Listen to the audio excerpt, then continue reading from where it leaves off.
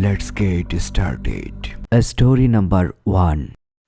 It started as just another late evening walk. Maria had always loved walking alone at night, especially in her small, quiet town where the streets were lined with dimly lit streetlights and the sound of crickets filled the air. It was her way of unwinding after a long day. That night, however, something felt different. The air was heavy, almost stifling, and the usual comforting quiet felt off, Oimon. She pulled her jacket tighter around herself as she walked down the familiar path past the old church and the rows of Victorian-style homes. The streetlights flickered, one by one, as she passed beneath them, which wasn't unusual. The town's infrastructure was old, and the lights were prone to sputtering, but the flickering felt synchronized, deliberate, as if they were following her steps. Maria brushed the thought aside and picked up her pace. The comforting crunch of gravel underfoot reminded her that she was still grounded in reality. She told herself not to let her imagination run wild. After all, she had taken this route 100 times without incident. About halfway through her usual path was an abandoned park. The town had closed it years ago after an unfortunate accident involving a child who had drowned in the park's shallow pond. The swings creaked in the wind, though the air felt unnervingly still. Maria had always avoided looking too closely at the park. It carried a sadness she couldn't quite shake. Tonight, however, she felt an inexplicable urge to glance at it. As her eyes moved toward the swings, her heart froze. Someone was sitting on one of the swings, lightly rocking back and forth. The figure was faintly illuminated by the pale glow of the nearest streetlight. It was a young girl, no older than 10, wearing a white dress that looked almost luminous in the dark. Her head was bowed, and her long black hair obscured her face. Maria's instincts screamed at her to keep walking, but her feet felt rooted to the ground, and an overwhelming sense of pity washed over her. The child looked so alone, so vulnerable. Against her better judgment, Maria called out, her voice trembling. "Hey! Are you okay? Are you lost?" The girl stopped swinging abruptly, as though she'd been waiting for Maria to speak.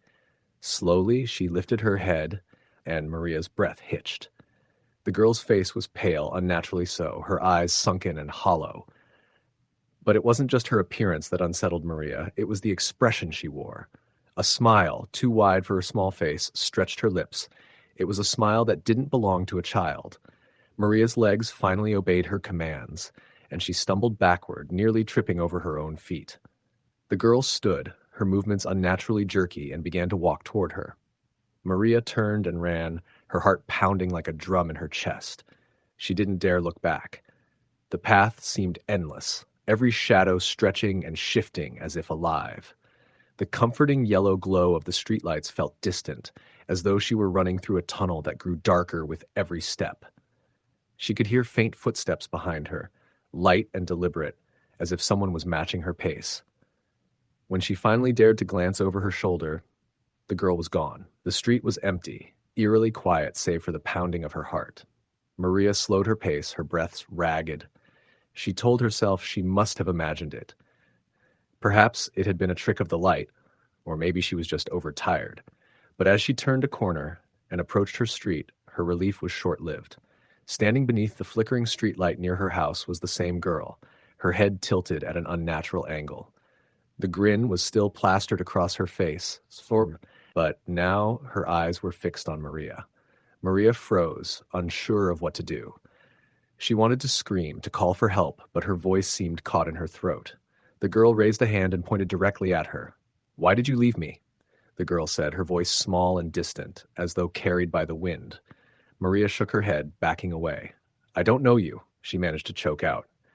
The girl's smile faltered, and for a brief moment, her face twisted into an expression of pure sorrow. But then, just as quickly, the grin returned, wider and more menacing. The girl took a step forward, and Maria bolted toward her house. She fumbled with her keys at the front door, her hands shaking uncontrollably. She finally managed to unlock it and slam the door shut behind her. Locking the deadbolt, she leaned against the door, her chest heaving. For a moment, the silence of her home felt like a sanctuary. She switched on every light in the house and checked each room, her paranoia driving her to ensure that she was alone. Satisfied that no one had followed her inside, she sat down on the couch, trying to catch her breath. That's when she heard it, a faint knock at the door. It was soft at first, almost polite, but it grew louder, more insistent. Maria's blood ran cold. She didn't need to look through the peephole to know who it was. "Why did you leave me?" The voice came again, clearer now, almost directly in her ear. Maria screamed, spinning around, but there was no one there. The knocking stopped, replaced by the sound of footsteps inside the house. Slow, deliberate steps echoed down the hallway. She backed into the corner of the living room, clutching a decorative lamp like a weapon. The footsteps stopped just as suddenly as they'd started. "Please," Maria whispered, tears streaming down her face. "Leave me alone." A chilling laughter filled the room, high-pitched and childlike, but it was layered with something deeper, something ancient. The last thing Maria saw before the lights flickered out was the girl standing at the edge of the hallway, her face now distorted beyond recognition, her smile impossibly wide. Maria's screams echoed into the night, but no one came to help. When her neighbors found her the next morning, the front door was wide open. The house was empty, save for the faint sound of a creaking swing coming from the park down the street. Story the end. Story number 2. It was the fall of 2017 when I first moved into my small apartment in the city. I had just started a new job in the heart of downtown, and everything was new. The apartment was in an old building, one of those pre-World War II constructions that creaked and groaned with every gust of wind, the sort of place where you couldn't help but feel that something was always watching. But as a 24-year-old new to the city, I was too busy adjusting to my new routine to think too much about it. I had a pretty simple work schedule, and it was not uncommon for me to leave the office late. One night in early November, I found myself walking home around midnight after a particularly grueling day. I lived about a 15-minute walk from the office through a few quiet residential streets with a small park in between. I had made this walk countless times before, never thinking twice about it. It was a well-lit route, with street lamps casting pools of light on the sidewalk and only the occasional stray car passing by.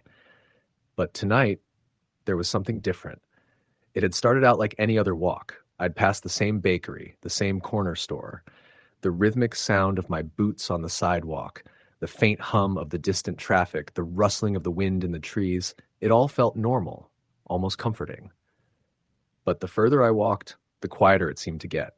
The streetlights began flickering, some of them going out altogether, casting eerie shadows along the darkened street. The air, which had been crisp, suddenly felt unnaturally cold. I pulled my jacket tighter around me, trying to shake off the creeping unease that settled in my chest. That's when I first heard it, the soft sound of footsteps behind me. At first, I thought it was just my mind playing tricks. The street was practically empty, and I figured someone else was just walking behind me at a distance, but the sound of the footsteps grew louder, coming closer with every passing second. I quickened my pace, my boots clicking faster against the pavement, but the footsteps followed suit. A few more steps, and I could almost feel someone's presence just behind me. I glanced over my shoulder, but there was no one there.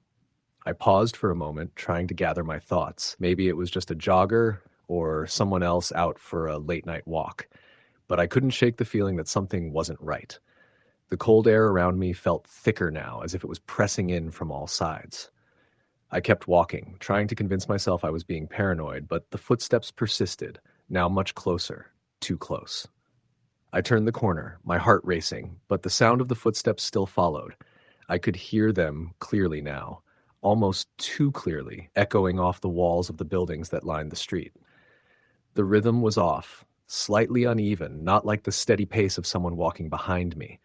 It was as though the footsteps were deliberately mimicking mine, stopping when I stopped, quickening when I quickened.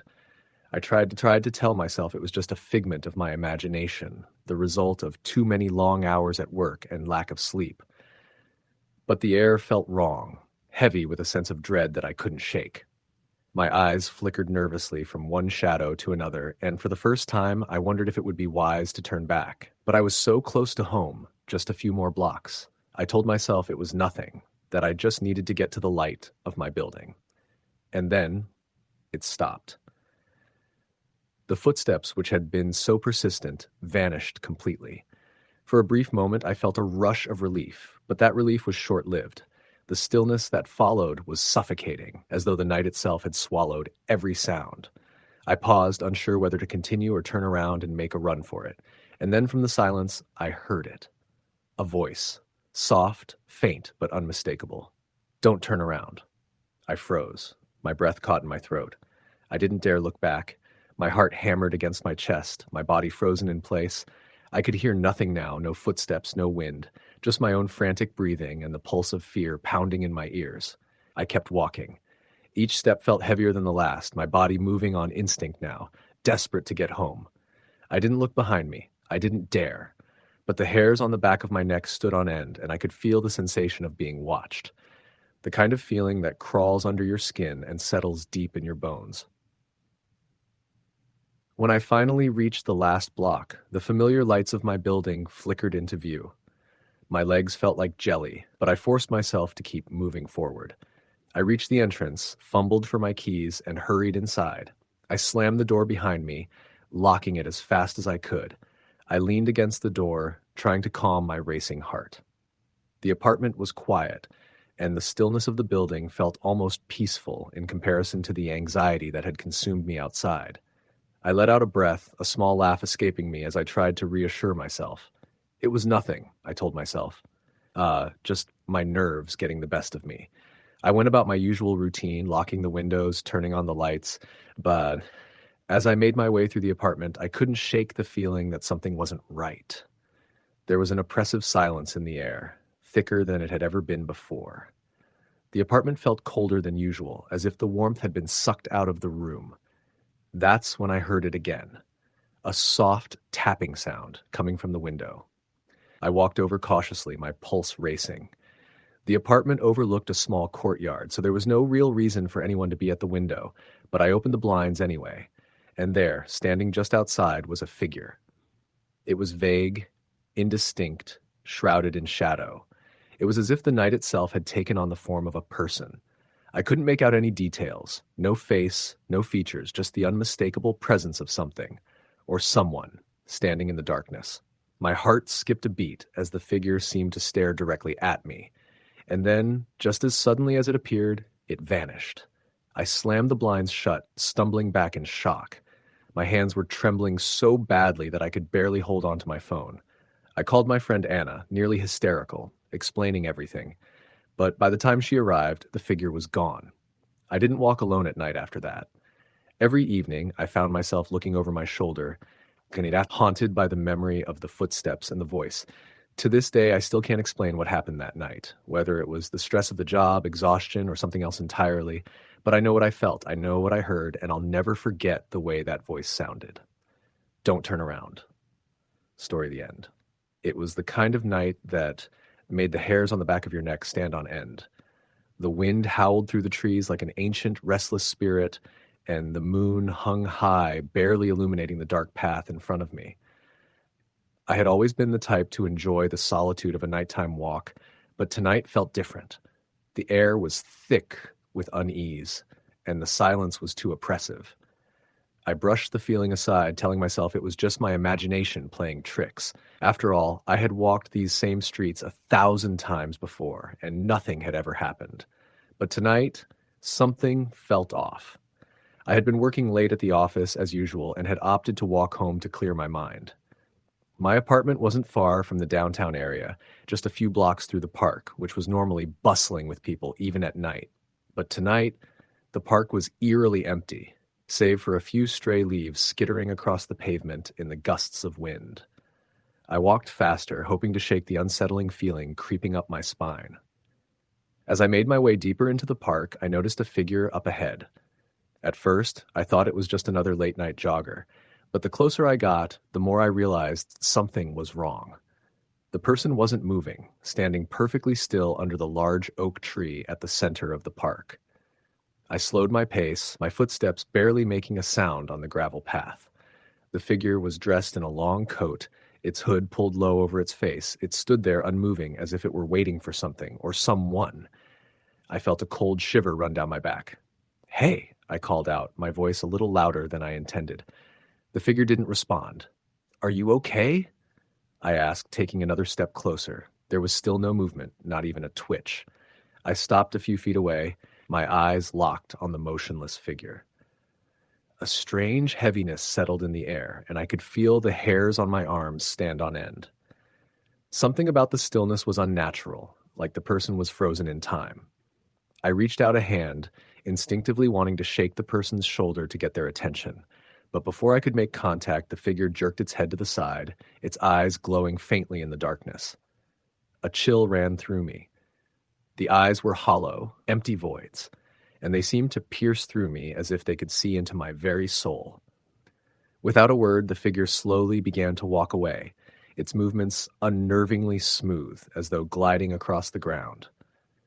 I stood there, rooted to the spot, unable to move or look away. The figure didn't look back, didn't acknowledge me at all, and continued walking through the park like it was part of the shadows. I blinked, my heart pounding in my chest, and when I opened my eyes again, the figure was gone. I stood there for what felt like an eternity, trying to convince myself that I had imagined it, that my mind had played a trick on me. But deep down, I knew it was real. The feeling in the air was still heavy, like the night itself had taken on a strange, sinister quality. My breath came in shallow gasps as I continued walking, my pace quickening, the path before me stretching into darkness. My thoughts were racing, my mind desperately searching for a logical explanation. But there was none. The park was empty, not a soul in sight. No one else had seen the figure. No one else had felt the shift in the atmosphere.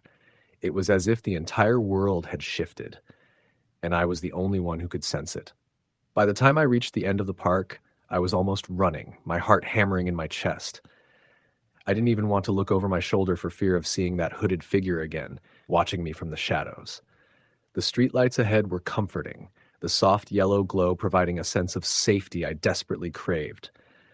I had almost reached the edge of the park when I heard it, a faint sound at first, like the rustling of leaves, but then clearer, sharper, footsteps, slow, deliberate, and following my every move.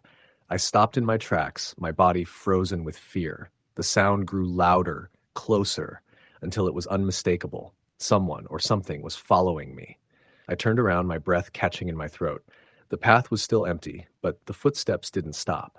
They were behind me, just out of sight, but I could feel the presence, a dark, suffocating weight closing in around me. I forced myself to keep moving, walking faster, my pace nearly a jog now. The footsteps were getting closer, almost in time with mine, as though they were deliberately matching my every step.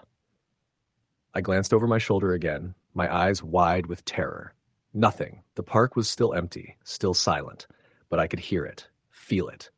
Something was there. Suddenly, the air around me seemed to grow colder, the wind picking up, swirling in a frenzy. The footsteps were now right behind me, just a breath away, yet when I turned again, there was nothing. No one.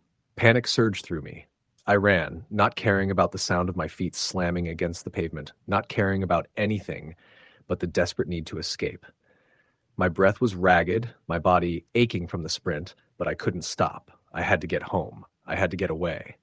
The footsteps continued just behind me as if they were right on my heels. My pulse raced and my mind screamed for me to turn around, to face whatever was chasing me, but I couldn't. I was paralyzed with fear, trapped in a nightmare I couldn't escape. I reached the end of the street, my apartment building in sight. It was a small comfort, but the feeling of being so close to safety didn't ease the terror consuming me. I reached the entrance, fumbling with my keys, my hands shaking uncontrollably. The footsteps were still there, still behind me, and I could feel the weight of their presence bearing down on me, like something was waiting, watching, just waiting for me to make a mistake. Finally, the door clicked open, and I rushed inside, slamming it shut behind me. I leaned against the door, shouldered me at my heart pounding in my chest, and for a moment I thought I was safe. I could hear my breath, shallow and ragged in the silence of the hallway. But then, from somewhere deep in the building, I heard it, a soft, whispering voice, barely audible. Leave. The word was like ice, freezing my blood in my veins. I spun around, my eyes wide, but there was no one there. No one to see, no one to hear, only the dark, empty hall, and the footsteps still following me. Story the end. Story number 4. It was well past midnight when James decided to walk home from his friend Kyle's house. He'd lost track of time playing video games and chatting, but he wasn't worried. The walk was only about 15 minutes. Besides, the night was quiet, the streets deserted, and the weather oddly warm for late October. The faint glow of the crescent moon gave just enough light to see the road ahead, but shadows loomed tall and still on either side. James had taken this route dozens of times. It cut through a residential neighborhood, dipped briefly into a patch of woods, then came out by a small playground near his apartment. He liked walking at night. It was peaceful, almost meditative. But tonight, something felt different. It started as a faint, prickling sensation at the back of his neck. He shrugged it off, pulling his hoodie tighter against the cool breeze that swept through the street. His footsteps echoed in the silence, the sound oddly magnified as though the neighborhood itself was amplifying his presence. He passed rows of darkened houses, their windows like blank, staring eyes, and tried not to think about how empty the world felt. The unease grew as he approached the wooded stretch of the path. The trees stood in thick clusters, their branches entwined like skeletal fingers reaching for the sky. James hesitated at the entrance to the trail. He told himself he was being silly. He'd walked this way countless times without incident. But tonight, the woods seemed darker, the air heavier, and the silence more oppressive. Shaking off the feeling, he stepped onto the dirt path. The trees quickly closed in around him, muffling the sounds of the outside world. The faint glow of the streetlights disappeared behind him, leaving only the faint moonlight filtering through the branches. It wasn't long before he heard it, a second set of footsteps. At first he thought he was imagining things. He stopped, listening intently. The sound ceased. He chuckled nervously, chalking it up to paranoia, and continued walking. But then it started again, faint but distinct, perfectly matching the rhythm of his steps. James' pulse quickened. He spun around, expecting to see someone behind him, but the path was empty. The shadows seemed deeper now, as though they were watching him. He forced a laugh. "Get a grip," he muttered to himself, his voice sounding hollow in the dense silence. The footsteps resumed as soon as he did, this time louder, closer. Panic gnawed at the edges of his mind. He walked faster, his heart pounding in his chest. The sound followed him, relentless. He stopped again, this time turning sharply.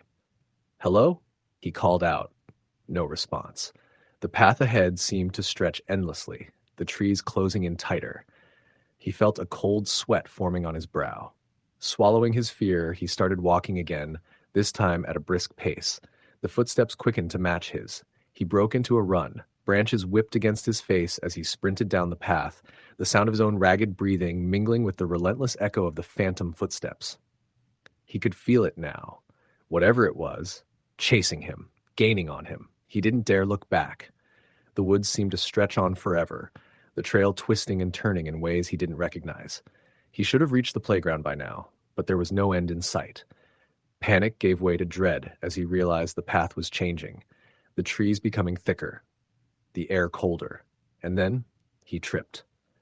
James hit the ground hard, the wind knocked out of him. He scrambled to his feet, but before he could start running again, he froze. The footsteps had stopped. The silence was deafening, pressing in on him like a physical weight. His chest heaved as he struggled to catch his breath. Slowly he turned his head, half expecting to see nothing, half expecting to see something. At first there was only darkness, but then out of the corner of his eye, he saw it. A figure standing just beyond the edge of the trail. It was tall, unnaturally so, its limbs elongated and distorted. Its face, or what should have been its face, was shrouded in shadow, but he could feel its gaze boring into him. The figure didn't move, didn't breathe. It just stood there, its presence suffocating. James staggered backward, his legs trembling. The figure took a step forward, and then another. The air grew colder with each step it took, frost forming on the ground around it. James turned and ran, his lungs burning, his legs screaming for him to stop. He didn't care where the trail led anymore. He just needed to get away. The sound of footsteps returned, this time impossibly loud, as though the figure was right behind him. He could feel its presence closing in, a heavy, malevolent force pressing against his back. Finally, he burst out of the woods, stumbling onto the small clearing by the playground. He collapsed onto the grass, gasping for air. The warmth of the night returned, and the oppressive silence lifted. Daring to look back, he saw nothing but the dark entrance to the woods. The figure was gone. James didn't stop running until he reached his apartment. He locked the door, double-checking it twice, and sat with his back against it, his body trembling. He didn't sleep that night, or the night after. Over the next few weeks, he avoided the woods entirely, taking the longer route home, but the feeling of being watched never left him. And every now and then, when the world was quiet and the night was dark, he could still hear the faint echo of footsteps following him. Story the end. Story number 5. It was the kind of night where the world felt unnaturally still. The streets were deserted, the air cool, and the occasional flicker of a faulty streetlight only added to the eerie atmosphere. Julia didn't usually walk home this late, but her car had refused to start, and calling for a ride wasn't an option. Her phone battery had died hours ago. Her house was only a 20-minute walk from the diner where she worked, and though the thought of walking alone at night made her uneasy, she convinced herself it would be fine. The first 10 minutes were uneventful. The soft scuff of her sneakers against the pavement and the rustle of dry leaves were the only sounds breaking the silence. She passed rows of quiet houses, their windows dark, their occupants presumably fast asleep. She told herself she liked the solitude, even though she kept glancing over her shoulder. She turned onto Maple Lane, a quieter street lined with tall oaks whose branches reached out like skeletal arms. The moonlight barely penetrated through the thick canopy, casting the road in long, twisting shadows. Julia hesitated at the corner, her stomach tightening. It wasn't the most direct route home, but it shaved a few minutes off the walk. "Don't be ridiculous," she muttered to herself. "It's just a street." She stepped onto the shadowed path, the faint crunch of leaves beneath her feet unnervingly loud in the stillness. The deeper she went, the more oppressive the darkness seemed. Her pace quickened, the urge to get through this stretch as fast as possible, growing stronger with each step. That's when she heard it. A faint sound, soft and deliberate, like footsteps echoing hers. Julia stopped, her heart hammering in her chest. She held her breath and listened, straining to hear anything beyond the pounding in her ears. The sound stopped, leaving only silence. She shook her head and laughed nervously. "You're imagining things," she whispered, more to herself than anyone else. She continued walking, but now her steps were more cautious, her senses heightened. The sound started again, faint but distinct, perfectly in time with her own. Her breath caught. She stopped abruptly, and once again, the sound stopped too. Julia turned around, scanning the dark street behind her. There was nothing there, no movement, no sign of life, just the shadows of trees swaying gently in the breeze. She hugged herself against the chill that seemed to creep up her spine and hurried on, her footsteps quick and uneven. The sound returned, louder this time. It wasn't just the echo of her own steps, she was sure of it now. Someone, or something, was following her. Julia's pulse raced. She turned her head quickly, her eyes darting between the shadows.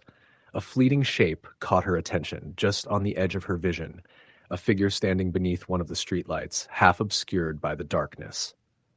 "Hello?" she called, her voice trembling. The figure didn't move. Julia felt her throat tighten. She didn't wait for a response. She broke into a run. Her sneakers slapped against the pavement as she sprinted down the street, the sound of her own panicked breaths filling her ears. But the footsteps behind her grew louder, closer. She didn't dare look back. Instead, she focused on the end of the street where the darkness gave way to the faint glow of another neighborhood. She pushed herself harder, her legs burning, her chest heaving. The footsteps stopped abruptly, and she slowed, risking a glance behind her. The street was empty. Julia gasped for air, her hands on her knees as she tried to calm the pounding in her chest. Her skin prickled with a sense of being watched, and she turned in a slow circle, scanning every shadow, every corner. That's when she saw it again, a figure standing at the far end of the street, cloaked in darkness. It was taller than she'd expected, its form unnaturally still. A shiver coursed through her as the figure began to move, stepping slowly, deliberately toward her. Julia stumbled backward, her pulse roaring in her ears. She turned and ran again, her mind racing with questions she couldn't answer. Who was it? Why were they following her? And how had they gotten so close without making a sound? She reached the end of Maple Lane, the familiar sight of her neighborhood bringing a momentary surge of relief. But the relief was short-lived. As she crossed into the well-lit streets, she glanced behind her and froze. The figure stood at the edge of the shadows, just beyond the streetlights. It didn't step forward, didn't make a sound. It simply stood there, watching her. Julia's chest tightened. She bolted down the sidewalk, her house just a block away. She fumbled with her keys as she reached her front door, her hands shaking so badly she nearly dropped them. Finally, she managed to unlock the door and slam it shut behind her. She locked the deadbolt, then leaned against the door, her body trembling. The house was dark and quiet, and for a moment she felt safe. Until she heard it. The faint sound of footsteps, this time coming from inside the house.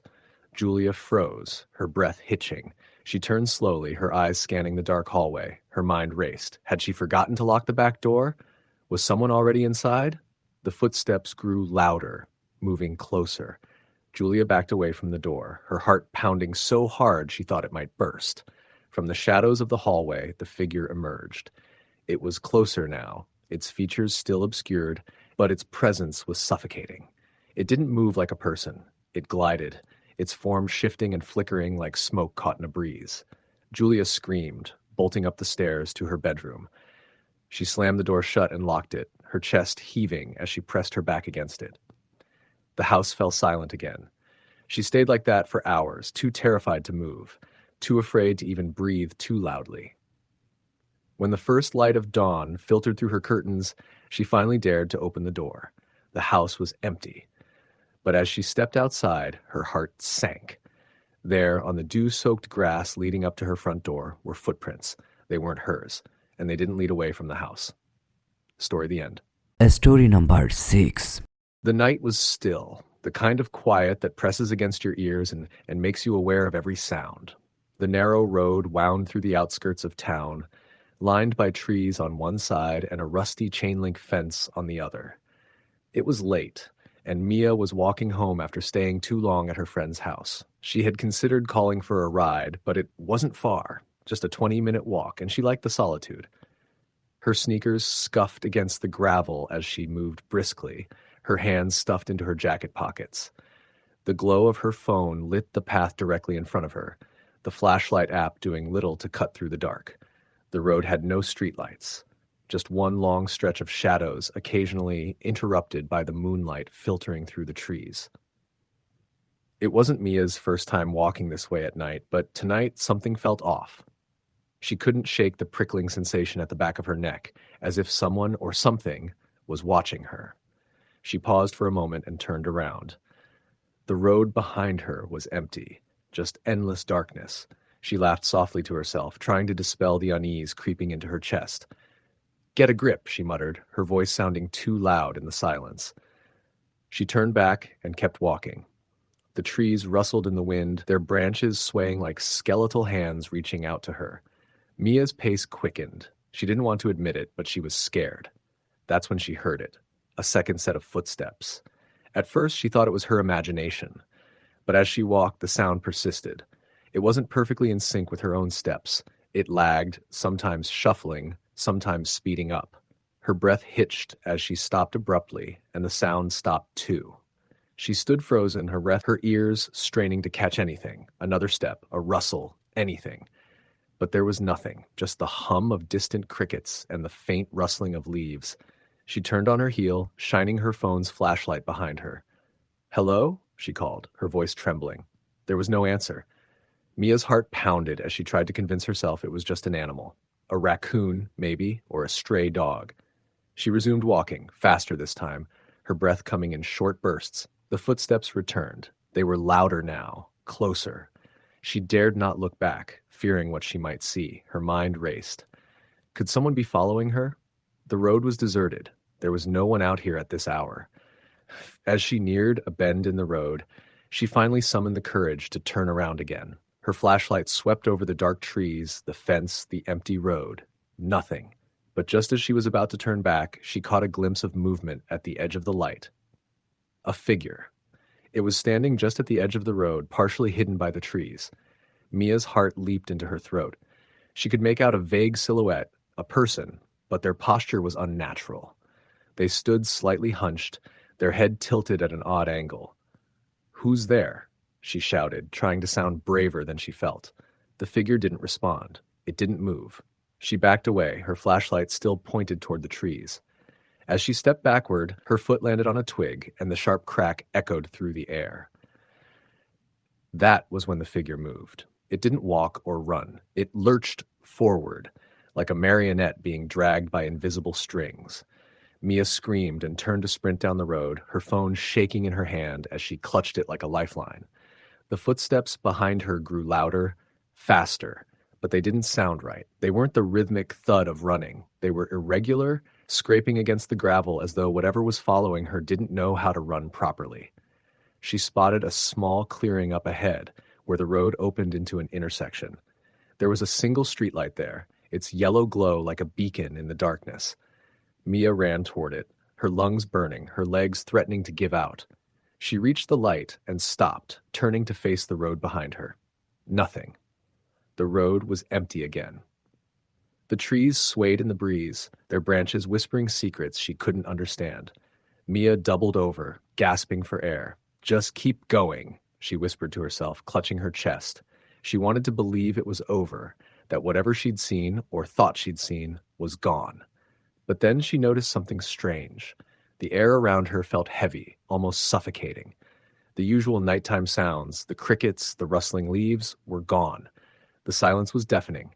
A shadow flickered at the edge of the streetlight's glow. Mia's eyes darted to the spot, her stomach dropping. It was there. The figure stood just outside the light, its hunched form swaying slightly. Now that she could see it more clearly, she wished she couldn't.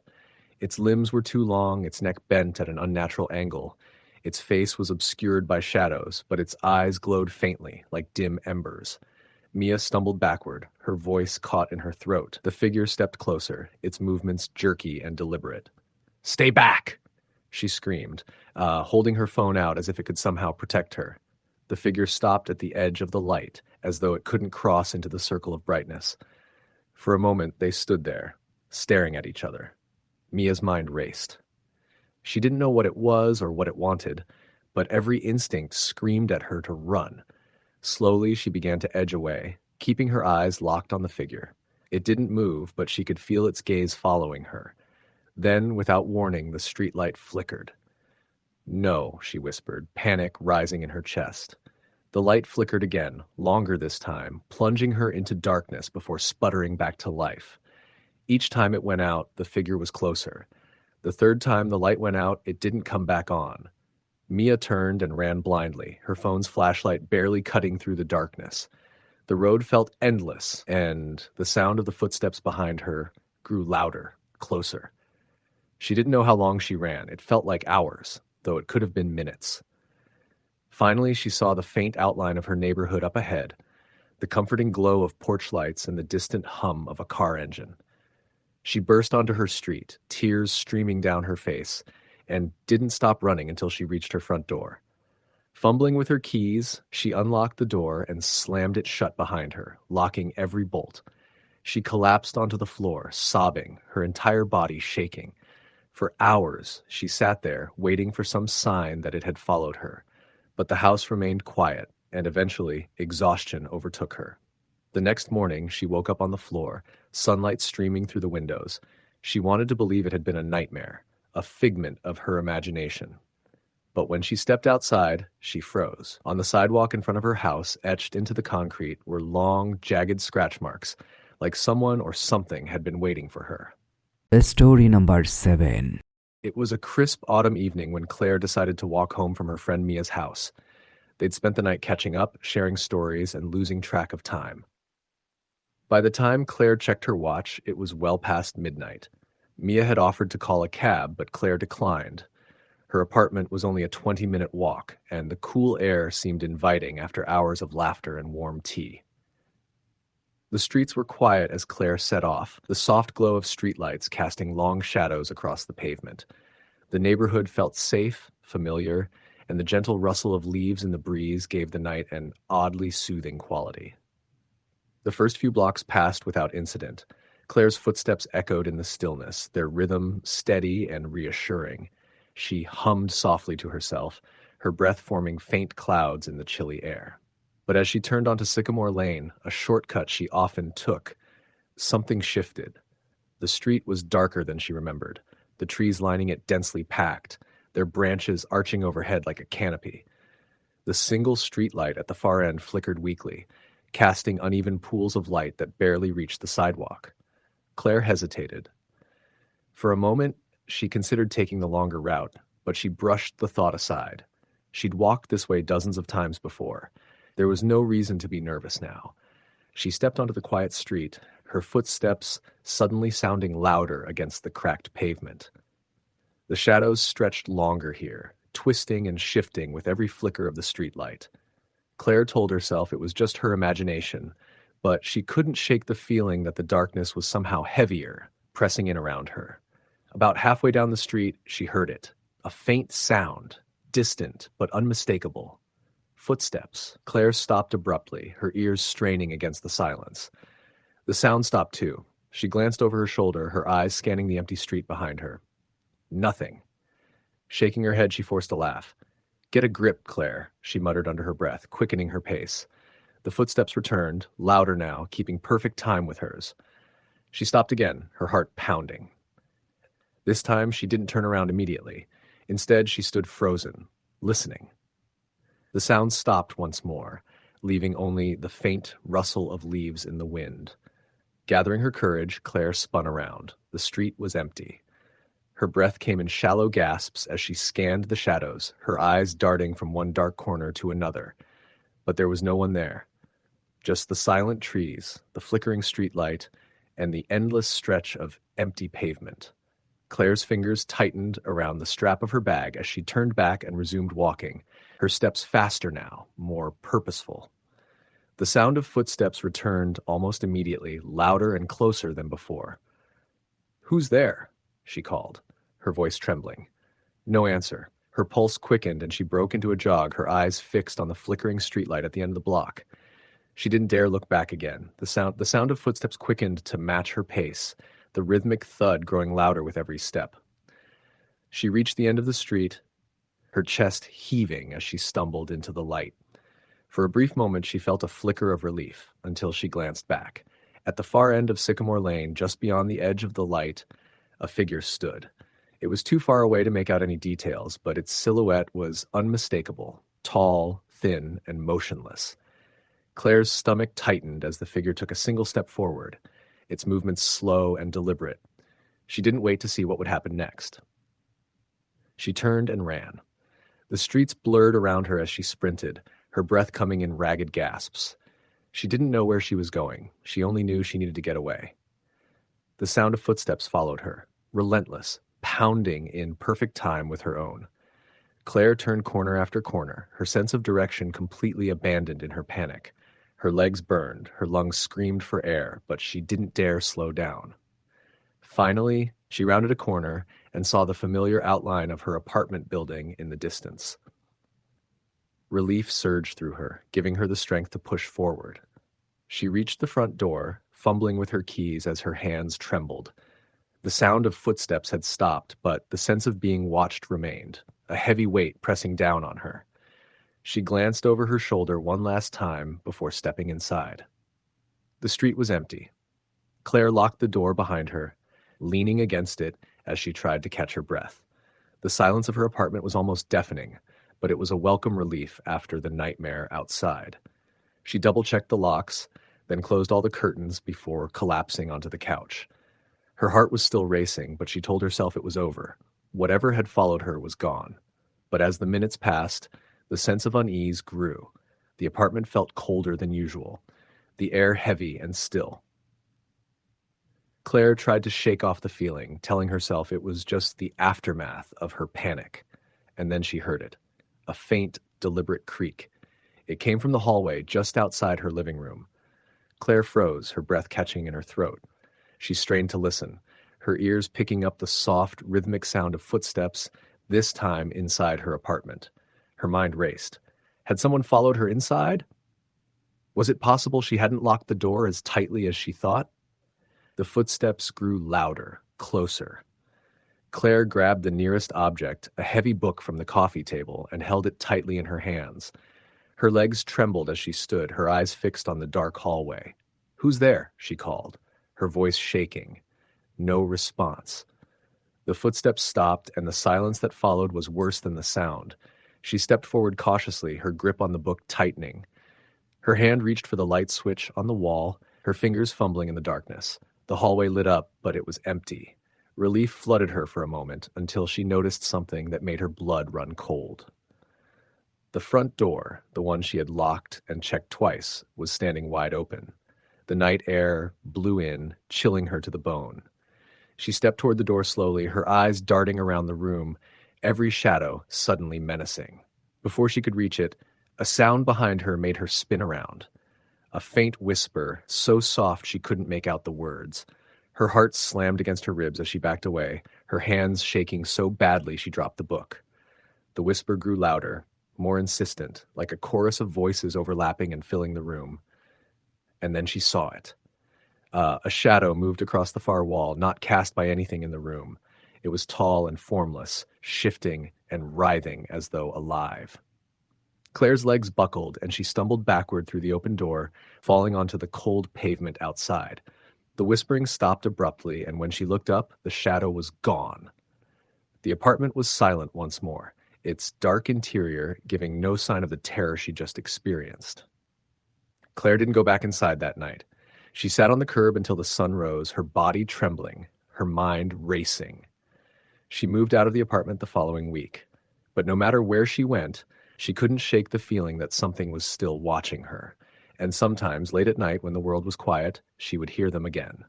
The footsteps. Story the end. Story number 8. It was just past midnight when Jake left his friend's house, the cool night air hitting his face as he stepped onto the dimly lit street. He had stayed later than usual, losing track of time over beers and card games. His friends offered to let him crash on their couch, but Jake had declined. He didn't live far, just a 10-minute walk through the quiet suburban streets, and he enjoyed the solitude of walking at night.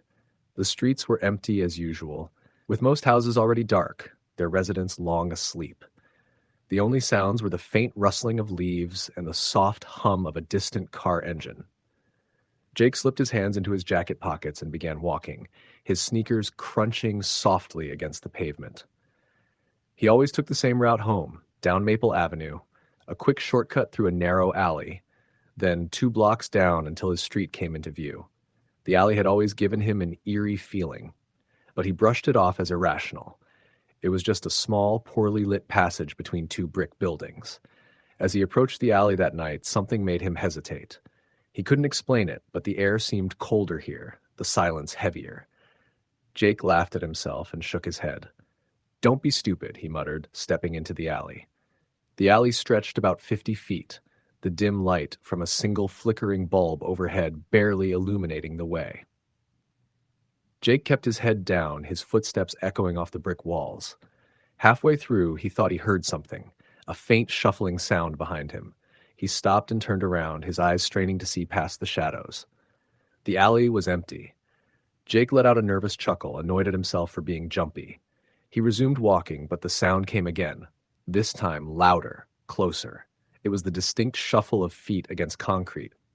"Hello?" Jake called out, his voice wavering slightly. No response. His heart began to race. He quickened his pace, his footsteps now loud and hurried. The shuffling behind him grew faster, matching his pace. Jake spun around again, his chest tightening. There, at the far end of the alley, was a figure. It stood motionless, just beyond the reach of the flickering light. Jake squinted, trying to make out any details, but the figure was shrouded in shadow. It was tall, with a hunched posture, and something about its shape was off. "Who's there?" Jake demanded, trying to sound firm. The figure didn't move or respond. It just stood there, watching. Jake's pulse pounded in his ears. He took a step back, then another, his instinct screaming at him to run. The figure tilted its head, an unnatural, jerky motion that made Jake's stomach churn. Without waiting to see what it would do next, Jake turned and bolted out of the alley. He didn't dare look back, his legs pumping as fast as they could carry him. When he reached the end of the alley and emerged onto the main street, he stopped to catch his breath. His hands were shaking, his chest heaving. The street was as quiet and empty as before, as if nothing had happened. Jake forced himself to laugh, though it sounded hollow. Probably just some idiot messing around, he muttered, trying to convince himself. But deep down, he didn't believe it. He continued walking, his pace faster now, his senses on high alert. Every rustle of leaves, every distant sound made him flinch. The neighborhood felt different tonight, less familiar, more sinister. As he turned onto his street, relief washed over him. His house was just a few doors down, its porch light glowing warmly in the darkness. Jake broke into a jog, eager to get inside and put this strange night behind him. But as he reached his driveway, he froze. Standing at the end of the street, beneath a flickering street lamp, was the figure. It hadn't followed him. It was already here, waiting. Jake's mouth went dry. He wanted to shout, to demand what it wanted, but his voice wouldn't come. The figure stepped closer, its movements slow and deliberate. Now that it was closer, Jake could see it more clearly. Its limbs were too long, its head too large. The way it moved was wrong, as if it didn't fully understand how to walk. Panic overtook him. He bolted up the steps to his porch, fumbling with his keys. The figure didn't run, but it kept coming, its steady, lurching steps closing the distance. Jake finally got the door unlocked and slammed it shut behind him, locking it with trembling hands. He pressed his back against the door, his heart pounding so hard it felt like it might burst. For several minutes he stood there, listening. The house was silent, save for his ragged breathing. He peeked through the peephole, but the street outside was empty. Jake let out a shaky breath. Maybe he'd imagined it. Maybe the stress of the night had gotten to him. But just as he began to relax, he heard it. A soft tapping at the window. Jake's blood ran cold. The sound was faint, almost gentle, but insistent. Tap, tap, tap. He turned slowly, his eyes fixed on the living room window. The curtains were drawn, but he could see the faint outline of a shadow standing just outside. The tapping grew louder, more forceful.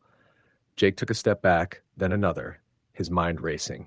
He grabbed his phone and dialed 911, his hands shaking so badly he almost dropped it. The call wouldn't go through. He stared at the screen in disbelief, his signal inexplicably gone. The tapping stopped. Silence. Jake held his breath, waiting, listening. Then, from somewhere deeper in the house, he heard the creak of a floorboard. His stomach dropped. He wasn't alone. Jake backed toward the kitchen, grabbing the largest knife he could find. The house was eerily quiet, the kind of silence that pressed against your ears. "Who's there?" he shouted, his voice breaking. No answer. He crept through the house, every shadow seeming to stretch and twist as his flashlight cut through the darkness. The air felt heavy, oppressive. When he reached the living room, he froze. The front door, the one he had locked just moments ago, was wide open. Jake's breath came in shallow gasps as he scanned the room. The figure was nowhere to be seen, but the sense of being watched was overwhelming. Then, from directly behind him, a low, rasping voice whispered, "Why did you run?" Jake screamed and spun around, but there was nothing there. The next morning, his neighbors found the front door ajar and the house empty. Jake was gone, and no trace of him was ever found, except for the long, jagged scratches on the living room walls, like as if something inhuman had tried to claw its way out. Story the end. Story number 9.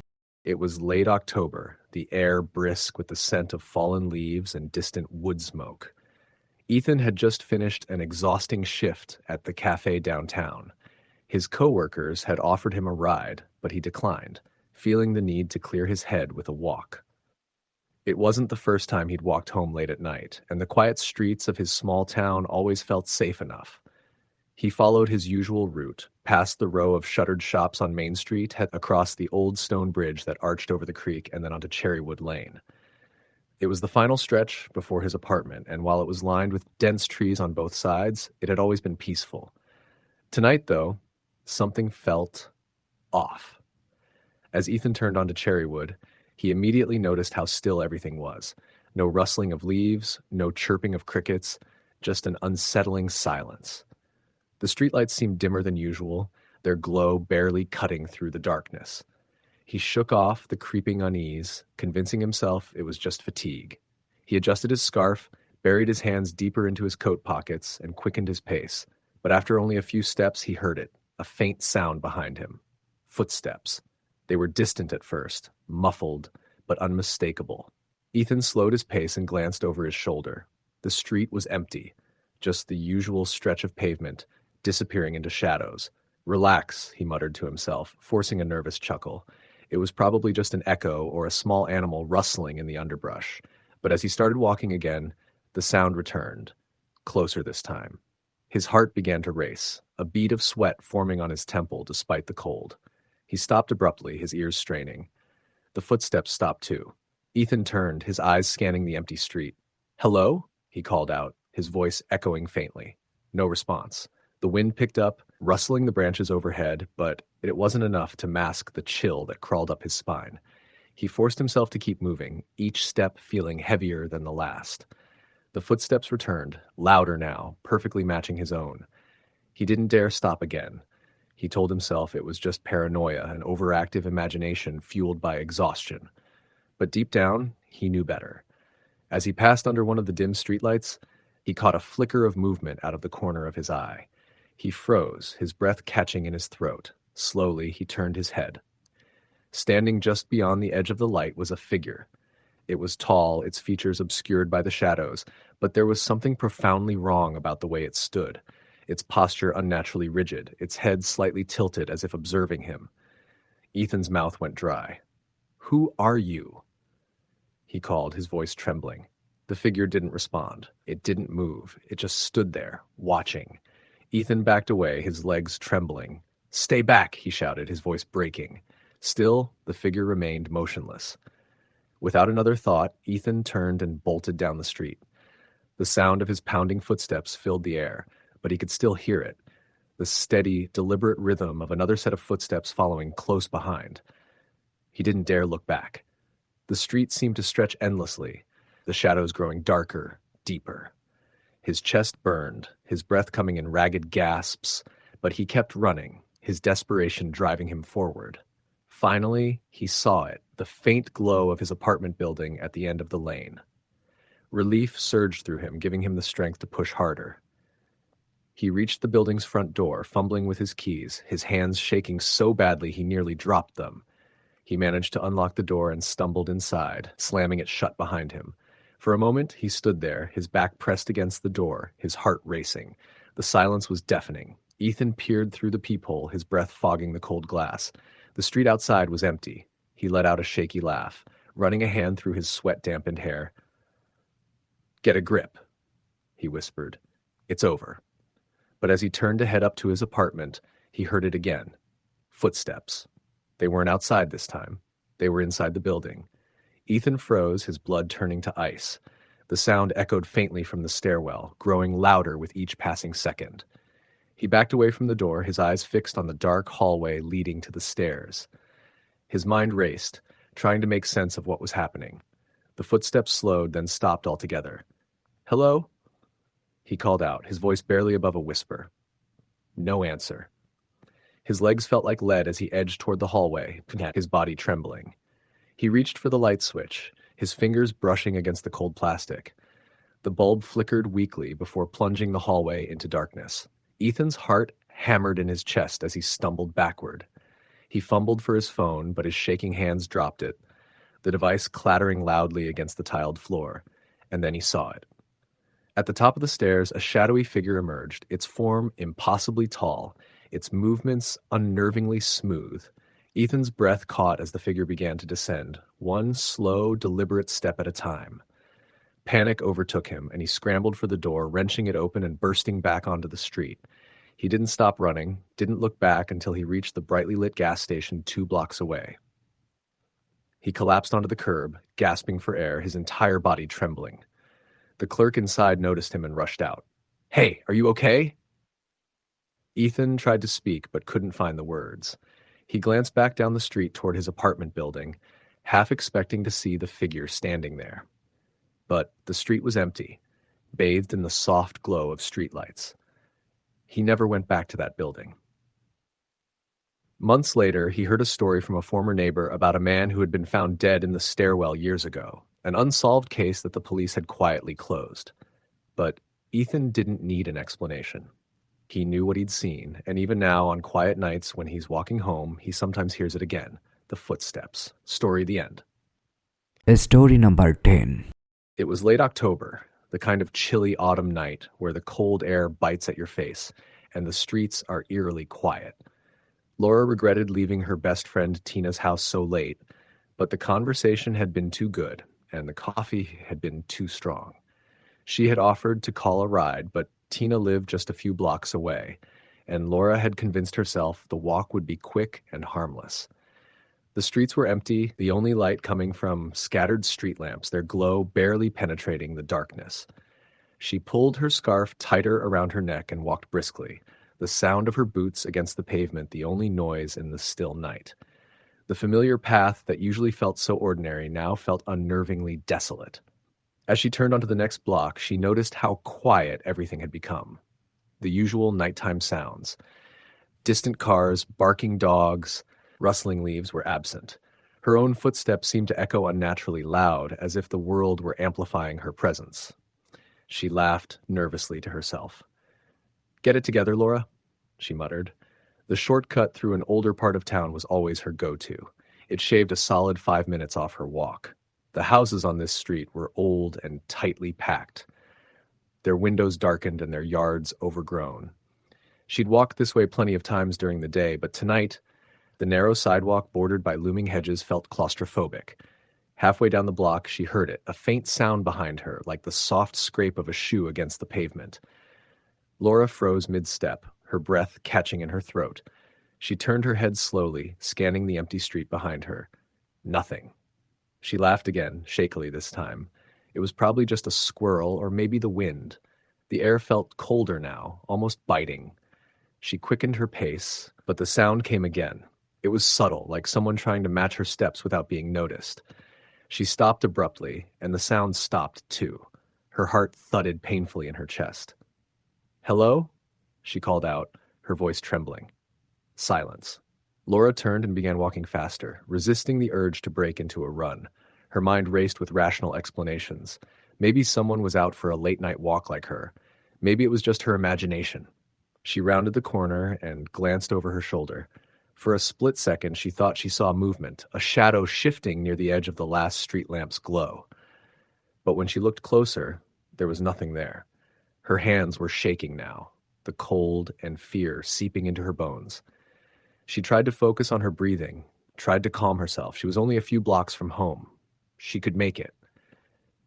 But as she crossed into a particularly dark stretch of the street, the sound returned, louder this time. Footsteps, distinct, heavy. She didn't stop to look back. Laura broke into a run, her boots slamming against the pavement. Her breath came in short, sharp gasps as she clutched her bag tightly against her side. The footsteps behind her quickened, matching her frantic pace. She wanted to scream, but her throat felt like it was closing. Her vision tunneled, and all she could focus on was the faint glow of a street lamp ahead, a beacon of safety in the suffocating dark. When she reached the light, she stopped abruptly and spun around, panting heavily. The street was empty. She bent over, hands on her knees, trying to catch her breath. Her eyes darted to every shadow, every darkened corner. There was no one there. But then she noticed something that made her blood run cold. The footsteps behind her hadn't faded into the distance as she stopped. They had simply stopped, as though whoever or whatever had been chasing her was now standing perfectly still, just beyond the reach of the light. She squinted into the darkness, her heart pounding in her ears. "Who's there?" she shouted, her voice cracking. For a long moment, there was silence. Then, from somewhere in the shadows, came a soft, raspy whisper. "Why are you running?" Laura stumbled backward, her hand flying to her mouth to stifle a scream. Her entire body shook as she turned and bolted down the street, not caring where she was going as long as it was away. The streets blurred together as she ran, her lungs burning, her legs screaming in protest. She wasn't sure how far she had gone or how much time had passed before she finally reached her apartment building. She fumbled with her keys, her hands trembling uncontrollably. She threw open the door and slammed it shut behind her, locking every bolt and chain. Leaning against the door, she tried to catch her breath, her chest heaving. The apartment was dark and silent. Safe. But the relief was short-lived. As she reached for the light switch, a familiar sound froze her in place. The soft, deliberate scrape of a shoe against the floor. It was coming from inside the apartment. Slowly, she turned toward the sound, her heart threatening to stop. In the faint light streaming through the window, she could just make out a shadowy figure standing in the corner of the room. Its hunched form swayed slightly, its head tilted at an unnatural angle. Laura's breath hitched as the figure stepped closer, its movements jerky and deliberate. "Why did you run?" it whispered again, its voice barely audible over the sound of her pounding heart. Laura couldn't scream. She couldn't move. She could only watch in paralyzed terror as the figure loomed closer, its face obscured in shadow. The next morning, the landlord found Laura's apartment door ajar. The place was empty, with no sign of her.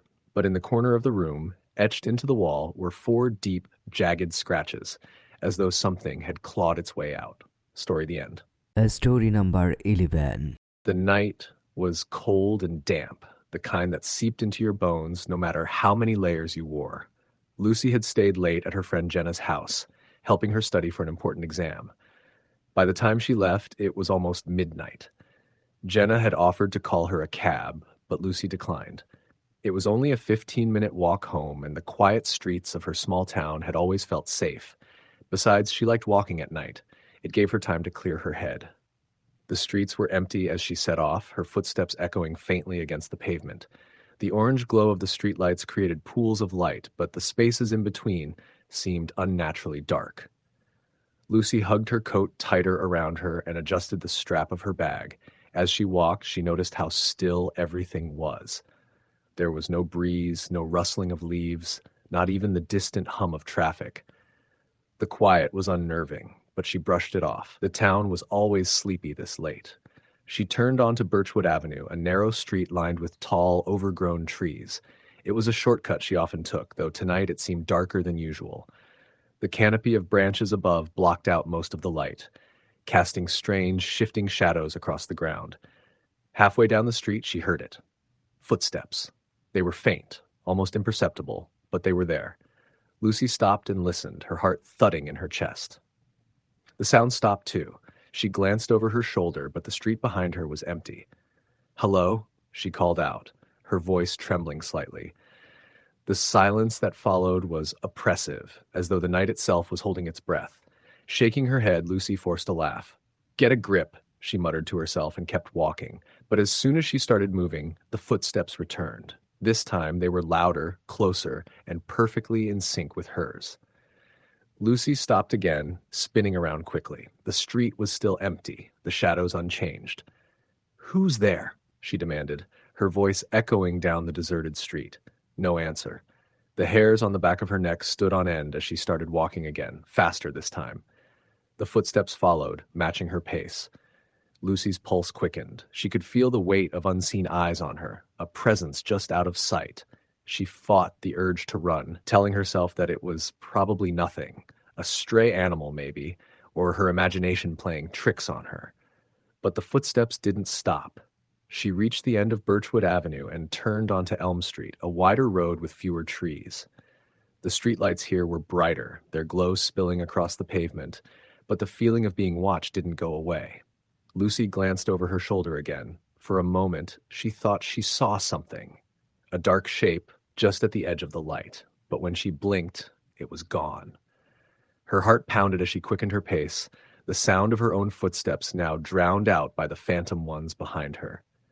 "Stop following me," she shouted, her voice breaking.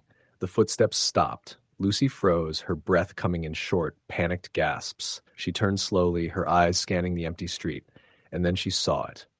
A figure stood at the far end of the road, just beyond the glow of the last streetlight.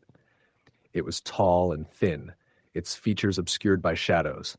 It didn't move, didn't make a sound, just stood there, watching her. Lucy's blood ran cold.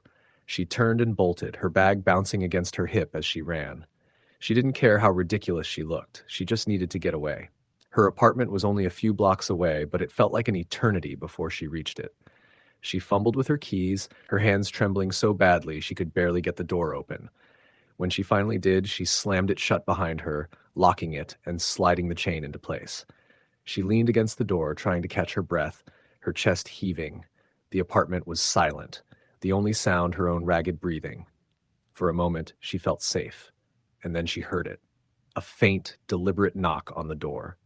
Lucy's heart stopped. She backed away from the door, her eyes wide with terror. "Who's there?" she whispered, her voice barely audible. No answer. The knock came again, louder this time. Lucy grabbed her phone and dialed Jenna's number, her fingers trembling so badly she nearly dropped it. Pick up, she muttered, her voice shaking. The phone rang twice before Jenna answered, her voice groggy. "Hello?" "Jenna," Lucy said, her words tumbling out in a rush. "Someone followed me home. They're outside my door. I don't know what to do." "What? Are you sure?" Jenna asked, now fully awake. "Yes, I'm sure," Lucy hissed, glancing at the door. "Stay on the line. I'm calling the police," Jenna said. Lucy nodded, even though Jenna couldn't see her. She backed further into the apartment, her eyes never leaving the door. The knock came again, harder this time, and then, just as suddenly as it had started, it stopped. Lucy waited, her heart pounding in her ears, the silence stretching on for what felt like an eternity. When the police arrived 10 minutes later, they found no sign of anyone outside. The street was empty, just as it had been before. Lucy told them everything, but they seemed skeptical. There was no evidence of anyone following her, no footprints on the damp ground, no marks on the door. They suggested she might have imagined it, but Lucy knew better. For weeks after, she couldn't shake the feeling of being watched. Every time she walked alone at night, she felt the phantom footsteps behind her, heard the faint knock echoing in her mind. She eventually moved to a new apartment in another town, hoping to leave the memories behind. But even now, years later, she avoids walking alone at night, because sometimes when the world is quiet and the shadows grow long, she still hears it, the footsteps.